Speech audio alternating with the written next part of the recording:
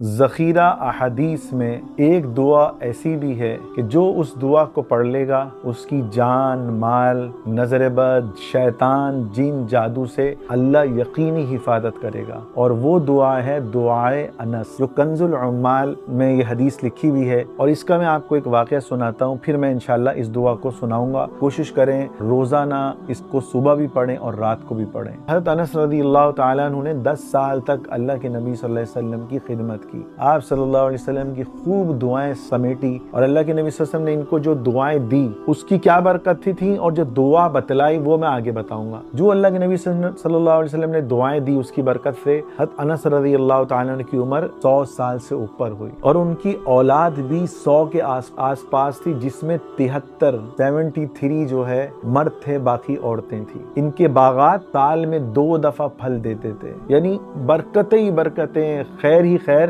ان کے پاس موجود تھی۔ اللہ کے نبی صلی اللہ علیہ وسلم نے ان کو ایک خاص دعا بتلائی۔ ایک مرتبہ یہ حجاج بن یوسف، وہ جس نے کتنے صحابہ کو شہید کیا، ہزاروں لوگوں کا قاتل، وہ انس رضی اللہ تعالیٰ عنہ حجاج بن یوسف کے پاس گئے، اس نے بلایا تھا، کیا تھا، تو حجاج بن یوسف نے کہا کہ دیکھو میرے گھوڑے دیکھو، اور پھر ان بدتمیزی کری، اور انہوں نے حجاج بن یوسف نے گستاخی رسول والے کلمات کہے کہ دیکھو ایسے گھوڑے اللہ کے نبی صلی اللہ علیہ وسلم کے زمانے میں بھی نہیں ہوں گے، تم میرے گھوڑوں کو دیکھو۔ ان گھوڑوں پر وہ فخر کرنے لگا۔ تو انس رضی اللہ تعالیٰ عنہ نے فرمایا کہ اے حجاج، گھوڑے 3 قسم کے ہوتے ہیں۔ پہلا وہ گھوڑا جس کو بندہ کھلاتا ہے، پلاتا ہے اور اس کو پالتا ہے جہاد کی نیت سے، اس کی لید، اس کی پیشاب بھی قیامت کے دن اللہ کے نبی صلی اللہ علیہ وسلم کا ارشاد ہے کہ جو جہاد کی نیت سے گھوڑے پالتا ہے، اس کی پیشاب اور اس کی لید دونوں قیامت کے دن اس کے میزان میں تولی جائیں گی۔ کیوں؟ اس نے گھوڑے کی خدمت اللہ کے لیے کری۔ پھر فرمایا دوسری قسم کہ جو گھوڑے پالتا ہے سواری کے لیے کہ اس کو چلنا نہ پڑے، تو اس بندے کو نہ ثواب ملے گا پالنے کا، نہ عذاب ملے گا۔ پھر فرمایا کہ تیسری قسم کہ جو لوگ گھوڑے پالتے ہیں دکھلاوے کے لیے، ریا کے لیے، اپنی شہرت کے لیے،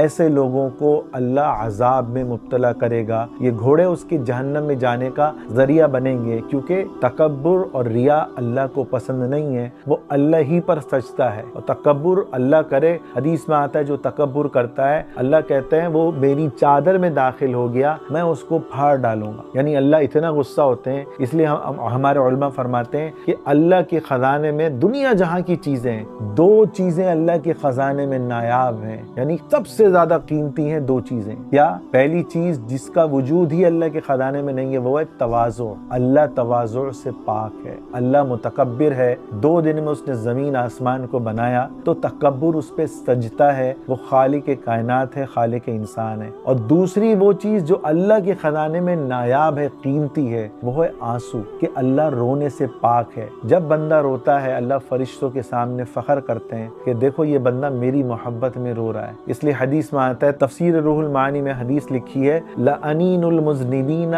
أَحَبَّ إِلَيَّ مِن زَجَلِ الْمُسَبِّحِینَ، کہ گناہ گاروں کا رونا اور آہیں بھرنا اللہ کو سبحان اللہ اپنے ذکر سے بھی زیادہ محبوب ہے۔ اسی لیے حدیث میں آتا ہے جس آنکھ سے مچھر کے پر کے برابر آنسو نکلتا ہے، اللہ کہتا ہے میرا وعدہ ہے میں اس آنکھ پر جہنم کی آگ کو حرام کر دوں گا۔ تھانوی نور اللہ مرقدہ فرماتے تھے کہ جب بھی رونا آئے اس آنسوؤں کو اپنے پورے چہرے پر مل لو۔ کسی نے پوچھا حضرت اس کا کیا فائدہ؟ بھلا حدیث میں آتا ہے جس جگہ پر آنسو آئیں گے اس جگہ کو جہنم کی آگ نہیں جلا سکتی۔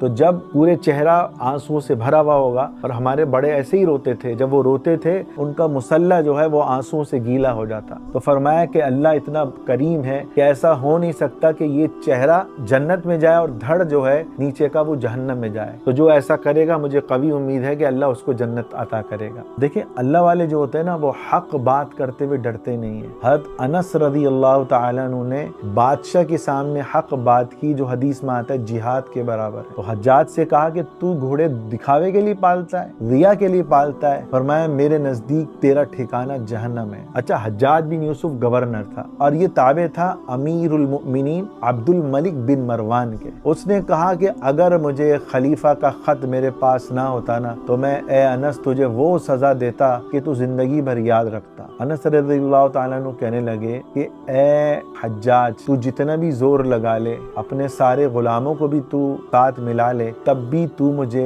رائی کے برابر بھی تکلیف نہیں دے سکتا۔ میں نے 10 سال اللہ کے نبی صلی اللہ علیہ وسلم کی خدمت کی، اللہ کے نبی صلی اللہ علیہ وسلم نے مجھے ایک ایسی دعا بتلائی ہے کہ تو اور تیری ساری فوج بھی مل جائے تو میرا بال بھی اکھاڑ نہیں سکتے۔ میں ان کلمات کو اہتمام سے پڑھتا ہوں اور کہا کہ تم کیا، شیطان، نظر بد، بری نظر، یہ بھی مجھے ذرہ برابر بھی تکلیف نہیں پہنچا سکتی۔ حجاج بن یوسف کے سامنے جتنے یقین سے انس نے کہا رضی اللہ تعالیٰ عنہ، تو حجاج کہنے لگا کہ اے انس، میں اپنے غصے کو دور کرتا ہوں، تم یہ دعا مجھے بتلا دو، مجھے پتا ہے کہ تم جھوٹ نہیں بول سکتے۔ منتیں کرنے لگا کہ انس مجھے دعا بتا دو۔ فرمانے لگے میں تجھ جیسے ظالم کو یہ دعا نہیں بتلا سکتا، اگر میں نے تجھے دعا بتلا دی پھر تجھ پہ رائی کے برابر بھی کوئی مصیبت نہیں آئے گی۔ حضرت انس رضی اللہ تعالیٰ عنہ کا جب انتقال ہونے لگا تو ان کے خادم تھے، یہ اب غور سے سننے والی بات ہے، حضرت انس رضی اللہ تعالیٰ عنہ 100 سال کے قریب ان کی عمر ہو گئی، ان کا ایک خادم تھا جس کا نام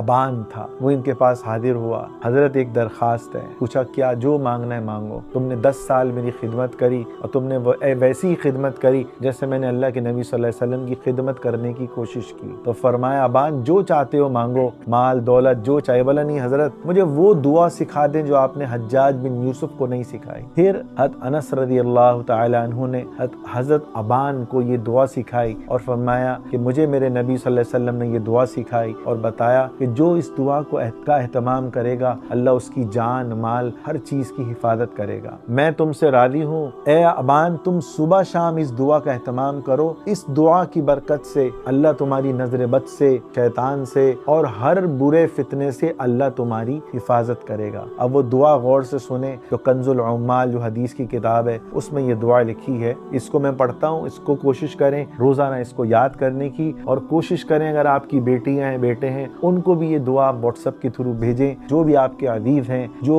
حدیث میں آتا ہے کما تدین تدان، جیسا کرو گے ویسا بھرو گے، آپ کسی کے ساتھ اچھائی کریں گے اللہ آپ کے ساتھ اچھائی کرے گا۔ تو وہ دعا انس یہ ہے، اللہ اکبر اللہ اکبر اللہ اکبر، بسم اللہ علی نفسی و دینی، بسم اللہ علی کل شیء اعطانی ربی، بسم اللہ خیر الاسماء، بسم اللہ الذی لا یضر مع اسمہ داء، بسم اللہ افتتحت وعلی اللہ توکلت، اللہ اللہ ربی لا اشرک به احدا، اسألک اللہم بخیرک من خیرک الذی لا یعطیہ احد غیرک، وعز جارک وجل ثناؤک ولا الہ غیرک، اجعلنی فی عیادک من شر کل سلطان ومن الشیطان الرجیم، اللہم انی احترس بک من شر جمیع کل ذی شر خلقتہ واحترز بک منہم وأقدم بین یدی، بسم اللہ الرحمن الرحیم، قل هو اللہ احد اللہ الصمد لم یلد ولم یولد ولم یکن له کفوا احد، ومن خلفی مثل ذلك وعن یمینی مثل ذلك وعن یساری مثل ذلك ومن فوقی مثل ذلك۔ یہ کنز العمال کی حدیث ہے، حدیث جو حدیث نمبر ہے 5018، اور جمع الجوامع میں بھی حدیث لکھی ہوئی ہے جلد نمبر 14 اور حدیث ہے 9549۔ اور آخری جو الفاظ ہیں میں اس کا بھی ترجمہ کر دوں کہ اے اللہ اپنے سامنے سے، پیچھے سے، دائیں سے، بائیں سے، اوپر سے اور نیچے سے، ہر طرف سے اے اللہ میری حفاظت فرما دیجئے۔